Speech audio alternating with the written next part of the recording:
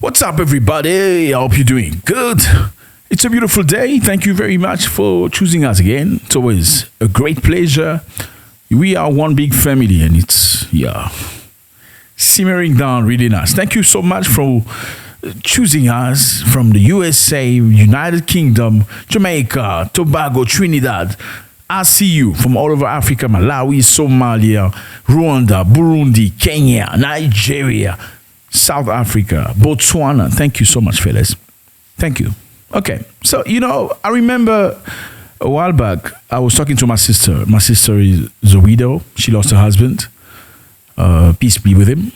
A while back, she was talking to her son, and her son was trying to present some issues, some difficulties he had with his friend. So his son is very passive, very easy, very calm, doesn't talk, doesn't react. And she was like, yeah, you must just be quiet. If they bother you, don't react. Just sit down and go speak to the professor or the teacher if somebody bothers you. And so I was like, oh, Sisi, stop. No. If somebody touches your face, you push them back. You hear me? I was talking to my nephew now. If somebody dares come next to you, you push them back to the place. You tell them, if you touch me again, you're going to be sorry. It's nice to be nice. It's better to be strong. Nice and strong. So you have to be strong first, then be nice. Don't just be nice. People don't respect nice. Fellas, people don't respect niceness. You always have to set boundaries, limits. Dude, I'm understanding what you're trying to do here. But if you cross this line, you're going to be sorry. People only respect that. Okay. So we have a situation here. Thank you very much for that. We have a situation here where North Korea is reacting to the United States of America. So basically, Kim Jong-un, who is the president. I know I murdered his name. I do it all the time. The president of North Korea. He has got a sister. Okay. He's got a sister that's very close, very similar to him. So Kim Jong-un's sister rejects U.S. offer for dialogue. Yeah, you see that? Yeah, she rejects U.S. offer. So U.S. comes and say, let's talk. How many times you hear U.S. say, okay, we want to talk. Come, we enemies, but let's talk. How many times you hear the USA say that? How many times? They don't say that. They come to your country and they F you up, right? Okay, but now they want to discuss. Let's talk. So Kim's sister rejects U.S. offer of dialogue with North Korea and vows to send more satellites, to launch more satellites. Kim Jong-un dismissed U.S. condemnation of the North recent spy satellite launch and said it will never sit face-to-face with the United States for talks and sees as threatening its sovereignty. They say they will never sit with the USA for talks. They see the United States threatening its sovereignty. That's very, very strong. So for context, the North Koreans have launched a spy satellite. Okay, they've launched satellites to see the world. Many other countries have satellites. Okay, it's never been an issue. North Korea, I think we spoke about it a while back, went and discussed with Russia, okay, and said, okay, we're going to give you ammunition since you're struggling in Ukraine. We're going to send you ammunition. You give us the technology. Because North Korea tried twice to send a satellite on board. It never worked. Okay, it failed drastically. Now with Russian support, they've been able to do it. Just a week ago, they launched a satellite. And they claim to have pictures of the White House and pictures of the Pentagon and some US bases. Now, that's scary. So let's just think about it. All these years, US has never said, come, let's have a talk.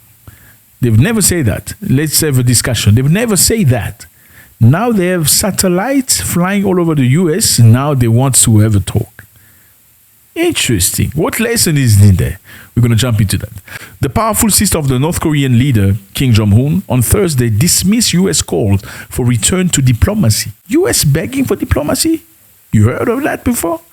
And she lambasted its condemnation of the North Korean recent spy satellite launch, vowing more launches in violation of the US ban. So they're going to send more satellites.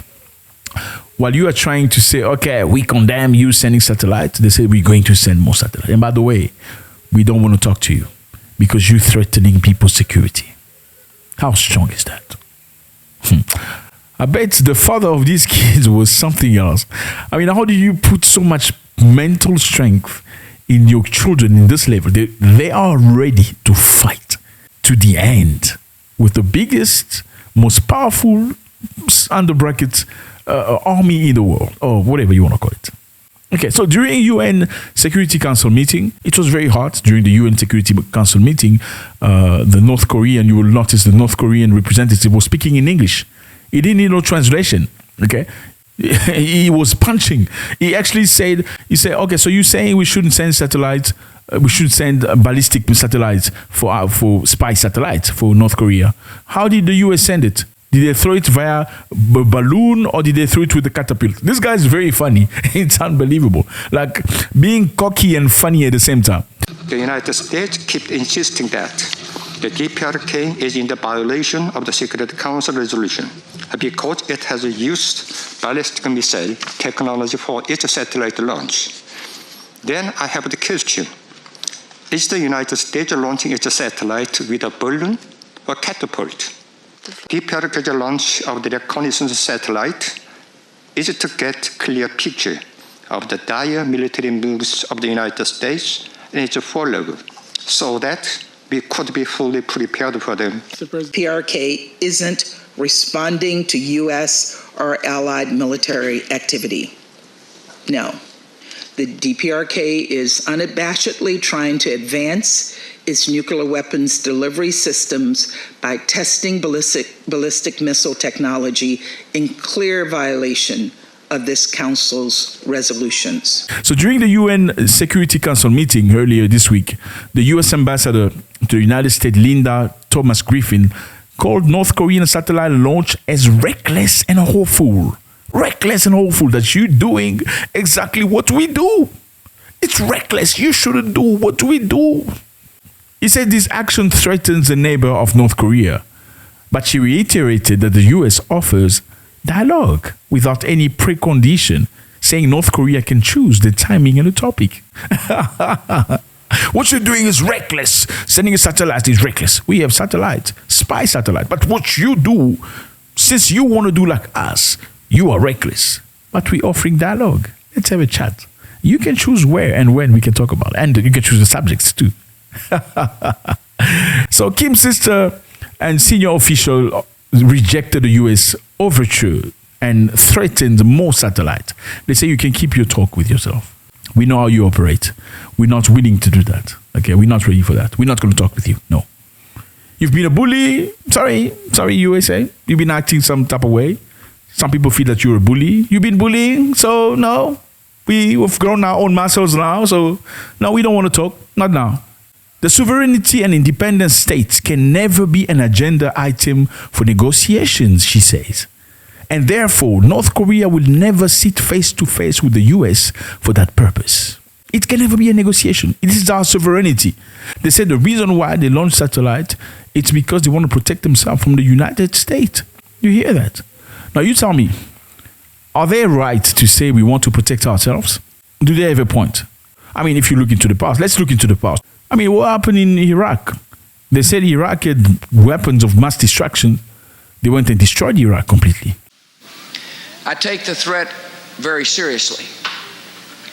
I take the fact that he develops weapons of mass destruction very seriously.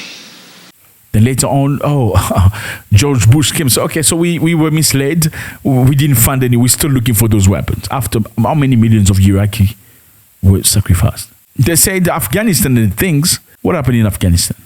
What happened in Syria and many other countries? Should we blame a country that say, you know what, we don't want you to do that in our country? By acquiring nuclear weapons and ballistic missiles and spy satellite? I don't think so. If you see a dude beating up everybody for no reason, or unjustified reason, at least in the case of Iraq, are you not going to learn some jiu-jitsu or some boxing or at least get a gun or something to protect yourself? You surely will do that, right? Now, the reason why we don't have a fair world, because the world is not fair, fellas. It's not fair. Things that happen in the United Nations are not fair. Okay, what's happening in some people in the world right now is not fair. And people are turning a blind eye to it. It is not fair. We live in a world not of justice, but in a world of whoever has the strength, whoever has the power, decides what is fair, what is democracy. That's how it is. And I think the North Koreans understand that very, very well. The bottom line is this. They understood if they stayed quiet, had no weapons, guess what would have happened? They would have attacked already. I'm sure you're asking yourself, how come after, all these countries, NATO, how come they've never attacked North Korea? How come they went to Syria, they went to many other places, Yugoslavia, they went to Iraq. How come they've never gone to North Korea, even though they say it's a threatening country? I don't know who North Korea has threatened. Oh, North Korea has never threatened anybody. In fact, the reality is North Koreans and South Koreans were one people, history-wise. They were one people.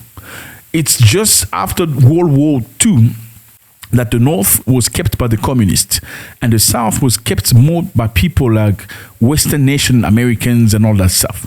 And all of a sudden, there was a war. They forced them to separate. They forced them to quit each other. But the Northern people have cousins in the South. The Southern people have cousins in the North. They are the same people. They seem the same language. But they cut them because of profit. Now, they say, why should you have the nuclear weapons and we shouldn't? Come on. Who are you? Why should you have those whatever ballistic missiles and we shouldn't? We are a free country. We can defend ourselves. Who are you? Why should we not have spy satellites if you can see everybody everywhere in the world? You can have it, but we can't have it. It's unacceptable. And this is a pushback that's very strong. But in the same time, US is condemning. In the same time, they say, okay, so we want to talk. They say, no, we don't want to talk with you. Stay there. No, that's a sign of somebody that trusts themselves. Again, where's Africa right now? Why isn't Africa developing its own defense? The reason why Africa is at the back seat right now in the world because we have no defense, no protection. Africans are fighting each other for money. Yes. The reason why, if you are an African, you're looking to leave Africa, going to another country, it's because your politicians are thieves and their family member will never stand against them in order for everybody to be fine. Africans in general, they will blame the politician. They will say, okay, you're not running the country correctly until they start getting money for themselves. Then they shut up. Let me say that again.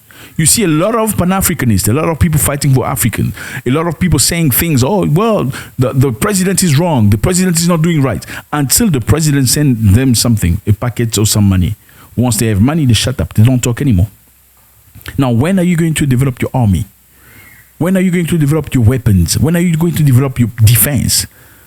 We can't even develop our own pharmaceutical stuff. Remember, during COVID, we all sat in Africa like kids, hoping that some Messiah will come from Europe. That's what the situation was. We sat home expecting help to come from USA or Canada. Guess what? Some countries bought the entirety of the vaccine. Do you remember? While we were sitting here waiting. Africa need to develop cybersecurity. Africa need to develop technology. Africa need to develop weaponry. Army. Africa need to develop defense. Africa need to invest. And this is the only way we're going to be respected. Thank you very much, fellas. Kim Yo-hong dismissed the U.S. condemnation, say it's absolutely nonsense. They have the right to launch a satellite, and they're going to launch more. They have the right to launch spy satellite, and they have pictures of the White House.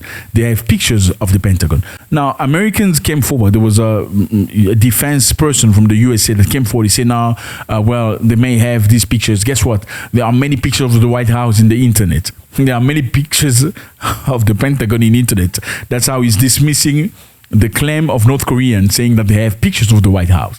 So we are aware that the DPRK's launch of a space launch vehicle was conducted. We're aware that it did enter into orbit and that it involved ballistic missile technology. But beyond that, at this point, I'm not going to have any further details provided. Oh, no, well, they can show you whatever pictures. There are many pictures on the internet. Does not make any sense. Oh no, there are many pictures of me in the internet. Even if you have a picture of me taken with your phone, but okay, there are many pictures. You might have taken it from the internet. Just let me know how you feel about this. God bless.